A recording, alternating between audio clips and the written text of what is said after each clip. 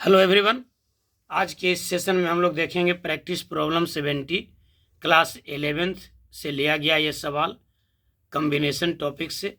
Combination के basic application पर ये सवाल है। कम्बिनेशन के बेसिक फार्मूला का यूज होगा। क्वेश्चन देखिए क्या कहता है। क्वेश्चन कहता है NCR plus 1 plus NCR minus 1 plus 2 into NCR का वैल्यू क्या होगा। ऑप्शन ए में है n प्लस 2CR, बी में है n प्लस 2CR प्लस 1, सी में है n प्लस 1CR और डी में है n प्लस 1CR प्लस 1। देखिए कैसे बनाएंगे। पहले तो आप सवाल को लिख लेते हैं एक बार फिर से। सवाल है आपका NCR plus 1 plus NCR minus 1 plus twice of NCR। इस ट्वाइस ऑफ NCR को अलग अलग ब्रेक कर देते हैं। तो 2 गुना NCR है, यानी NCR 2 बार जुटा हुआ है। Repeated addition is multiplication.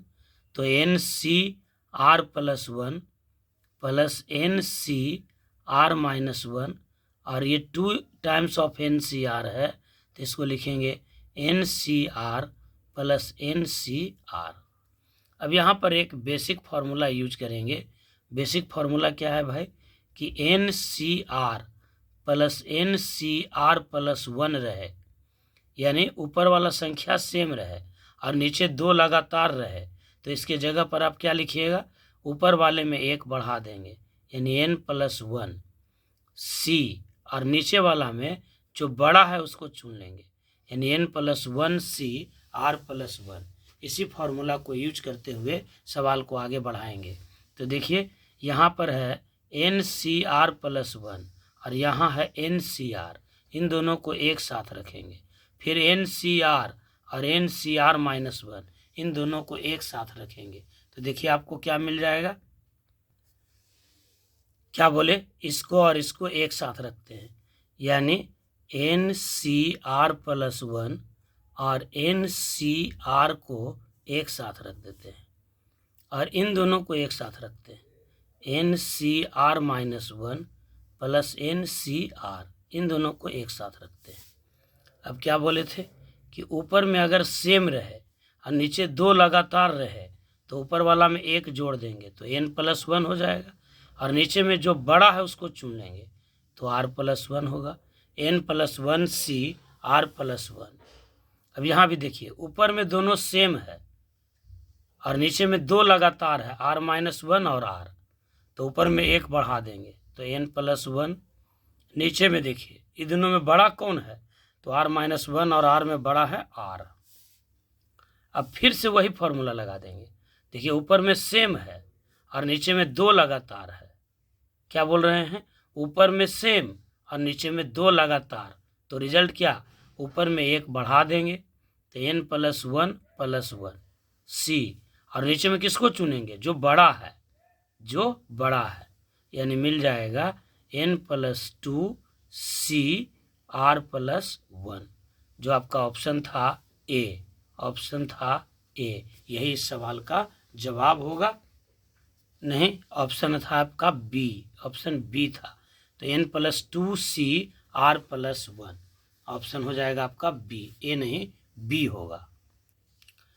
उम्मीद है कि आप अच्छे से सवाल को सीख लिए होंगे। आंसर हो गया n plus 2CR plus 1।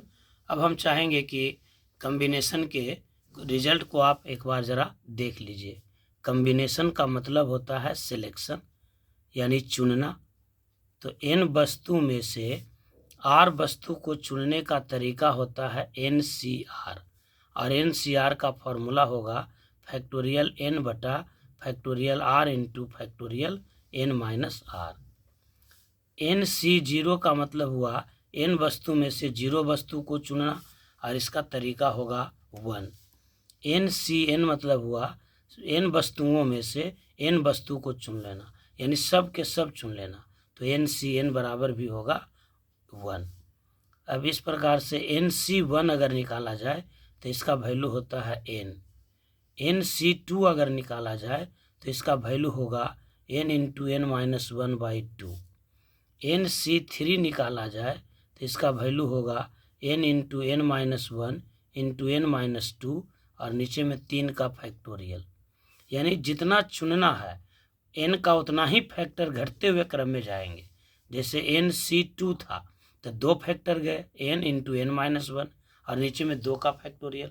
NC3 है तो n को 3 बार घटते हुए क्रम में जाना है, 1 2 3, 3 तक नहीं जाना है, 3 बार जाना है। जैसे NC4 है तो 4 बार n को घटाना है लगातार, 4 तक नहीं जाना है।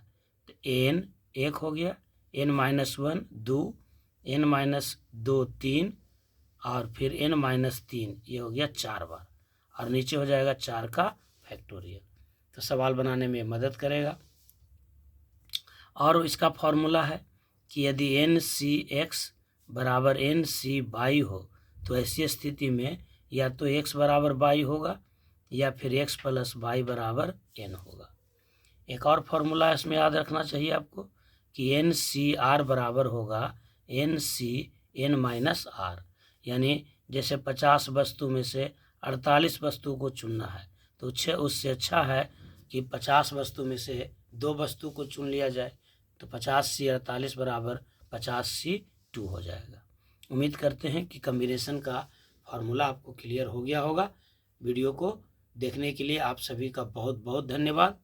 प्लीज़ लाइक कीजिए, शेयर कीजिए और सब्सक्राइब भी कीजिए। Thank you so much. मिलते हैं अगले लेक्चर में, अगले सेशन में प्रॉब्लम नंबर 71 के साथ।